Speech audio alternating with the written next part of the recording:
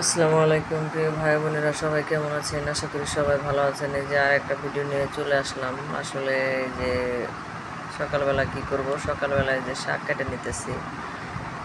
জাংলা তো দিই নাই, এই যে ওয়ালে উঠিয়ে দিয়েছিলাম, কিন্তু ওয়ালে থেকে নামে ফেলাবো গাছটা, ওখানে রাখবো না, অযথা শাক নষ্ট হয়, শাক ভালো করে হয় না।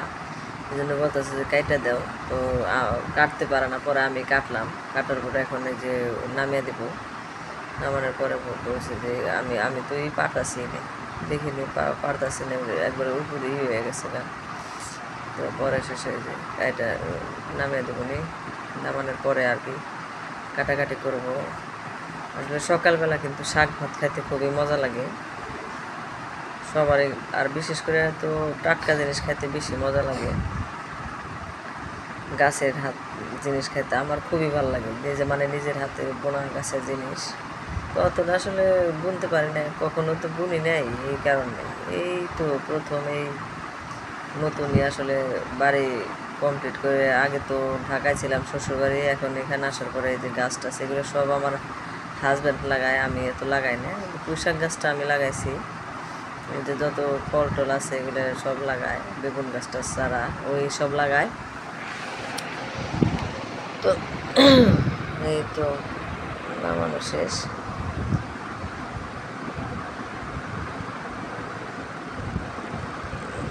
পরে নামিয়ে দিছে, পরে ই করলাম, কাইটে কাইটে নিয়ে ই করতেছে আর কি, গুছাই দিচ্ছে।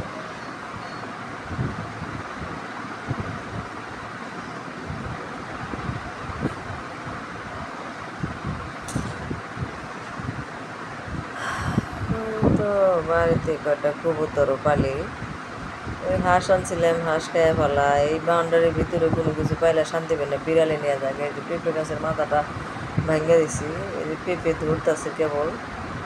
ভালো লাগে বাড়িতে গাছ টাছ হইলে পরে আসলে। তো সব কিছু মিলে আসছি আর কি কোনোভাবে। তো ওই যে কবুতর, এই আশা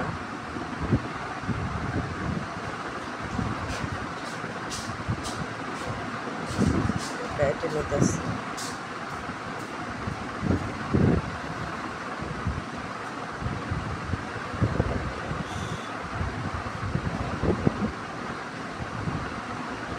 আজকে আবার এই যে সকালবেলা এই করলাম, এই যে পাঙ্গাস মাছ ভুনা করতেছি, আর ডালও হয়ে গেছে গা। সকালবেলা মাছ ভুনা করে নিচ্ছি, সকালবেলা মাছ টাছ ভুনা করার একবারে রান্না করি। আমার বেশি বারে বারে রান্না করতে ভালো লাগে না, তাই একবারে রান্না করি। 3 ছেলে নিয়ে থাকি আর কি, যায় ঝামেলা নাই। শ্বশুর শাশুড়ি আগেই মারা গেছে, কোনো ঝামেলা নাই। তবে পরিবার নিয়ে থাকতে, সবাই মিলে থাকতে ভালো লাগে, কিন্তু খাবার দাবার সব কিছু ভালো মতো হয়। সবাই একসাথে খাওয়া দাওয়া করলে খাবারের মজাই আলাদা, একা একা খাওয়া দাওয়া অতটা মজা লাগে না। এই জন্য একবারে রান্না করি, ওই গরম করে আর কি, রাত পর্যন্ত যায়, আবার সকালবেলা রান্না করি, এই অবস্থা। ঘরে থাকলে রান্না বাড়ার সুবিধা আলাদা, আর ঘরে না থাকলে তখন রান্না করতে অতটা ভালো লাগতো না। ঘরে ফ্রিজে সব কিছু থাকবো, দেখবেন ভালো লাগে। আবার এই যে একটু গেছিলাম, বাইরে গেছিলাম আমাদের নাগরপুরে, এই যে বাজারে আনারস, তাই যে আনারস টানলাম, কিন্তু আম্মু আনলো, কোনো লাভ হলো না। 2টা আনারসই পচা।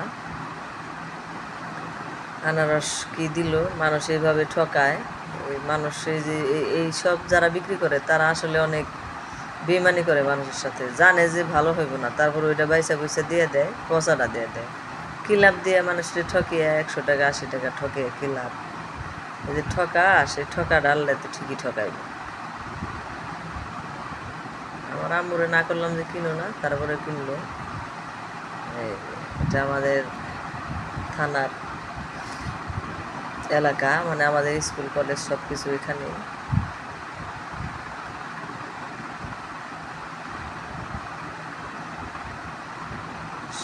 সব মানুষই কিনতেছে, সবাই কিনে আসলে।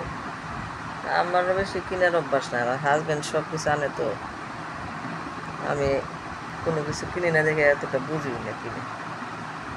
আর বিশেষ করে যে যা দিয়ে একটু কিনি, ওই যে যদি ঠকি তাইলে আরও কিনতে মন চায় না, ওই মাঝখান থেকে টাকাটা লস, তাছাড়া আর কি। মানুষেরা খালি ঠকায়, খালি চিটার বাটপাড়ির দুনিয়ায় কারে মেরে কেরা খাইব দুবাই অন্ধকার। যারা এই সবজি টবজি এগুলো করে, তারা আসলে মানে যে মানুষের সাথে এটি বেমানি করে বলা, এগুলো ঠিক না। তো সবাই ভালো থাকেন, আসসালামু আলাইকুম। ভিডিওটা ভালো লাগলে লাইক করবেন, শেয়ার করে সাবস্ক্রাইব করবেন।